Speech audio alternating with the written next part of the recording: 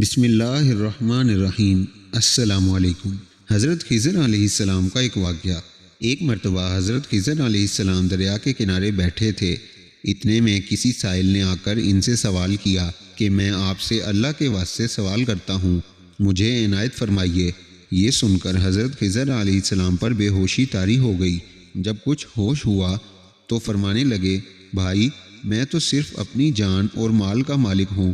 تم نے مجھ سے اللہ کے واسطے سوال کیا ہے، لہٰذا میں اپنی جان اور ذات تمہارے حوالے کرتا ہوں۔ تم جس طرح چاہو اس کو استعمال میں لاؤ، بازار میں فروخت کر کے اس کی قیمت سے فائدہ اٹھاؤ۔ چنانچہ سائل ان کو بازار لے گیا اور ایک شخص ساہمہ بن ارقم کے ہاتھ ان کو فروخت کر دیا۔ یہ خریدار ان کو اپنے گھر لے گیا جس کی پشت پر اس کا ایک باغ تھا۔ چنانچہ ساہمہ نے حضرت خضر علیہ السلام کو ایک کدال دے کر کہا کہ اس سامنے والے پہاڑ جو 3 مربع میل رقبہ میں واقع تھا، مٹی کاٹ کاٹ کر باغ میں ڈالتے رہیں۔ اور یہ حکم دے کر ساہمہ اپنی کسی ضرورت سے کہیں چلا گیا اور حضرت خضر علیہ السلام اس پہاڑ سے مٹی کاٹ کاٹ کر باغ میں ڈالنے لگے۔ جب ساہمہ واپس آیا تو اس نے گھر والوں سے دریافت کیا، تم نے غلام کو کھانا بھی کھلایا یا نہیں؟ گھر والوں نے جواب دیا کہ ہمیں معلوم نہیں غلام کہاں ہے۔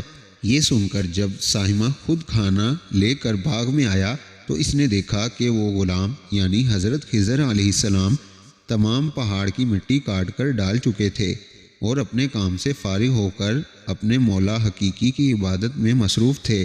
یہ دیکھ کر ساہمہ کو بڑا تعجب ہوا اور اس نے دریافت کیا، یہ تو بتائیے کہ آپ کون ہیں؟ یہ بات سن کر حضرت خضر علیہ السلام پر کچھ بے ہوشی سی طاری ہو گئی اور پھر افاقہ ہونے پر انہوں نے فرمایا کہ بھائی میں خضر ہوں۔ جس کو سن کر ساہمہ کے ہوش اڑ گئے کہ تو نے یہ کیا کیا؟ ان کو غلام بنا کر ایسے کام پر لگایا، یہ تو انتہائی گستاخی ہوئی۔ پھر ہوش آنے پر ساہمہ نے توبہ کی اور پروردگار سے عذر خواہی کے ساتھ حضرت خضر علیہ السلام کو آزاد کر دیا اور جناب باری میں عرض کیا کہ الہ العالمین مجھ سے اس کا مواخذہ نہ فرمائیے کیونکہ میں ان کو جانتا نہیں تھا۔ اس کے بعد حضرت خضر علیہ السلام نے دعا فرمائی اور سجدہ شکر بجا لائے کہ اے میرے پروردگار، میں تیرے ہی حق میں غلام بنا اور تیرے ہی حق میں آزاد ہوا، اس پر تیرا شکر گزار ہوں۔ بعد ازاں واپسی کی اجازت لے کر جب دریا پر واپس آئے تو دیکھا ایک شخص کھڑا دعا مانگ رہا ہے کہ اے میرے رب، حضرت خضر علیہ السلام کو غلامی سے رہائی عطا فرما دے اور ان کی توبہ قبول فرما لے۔ حضرت خضر علیہ السلام نے یہ دیکھ کر اس شخص سے دریافت کیا کہ آخر تو کون ہے؟ تو اس شخص نے بتایا کہ میں تو شازون ہوں۔ آپ کون ہیں؟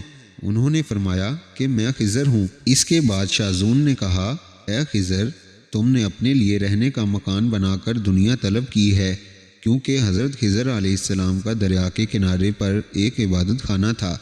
بس یہ سن کر وہ فوراً میدان میں نکل آئے اور وہیں اللہ کی عبادت میں مصروف ہو گئے۔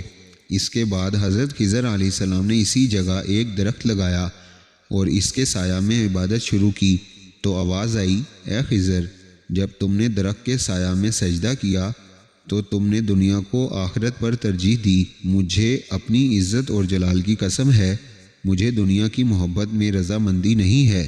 اس کے بعد حضرت خضر علیہ السلام نے شازون فرشتہ سے کہا کہ اے شازون، دعا کرو کہ اللہ تعالیٰ میری توبہ قبول فرمائے۔ چنانچہ شازون نے دعا کی اور اللہ تعالیٰ نے شازون کی برکت سے حضرت خضر علیہ السلام کی توبہ قبول فرمائی۔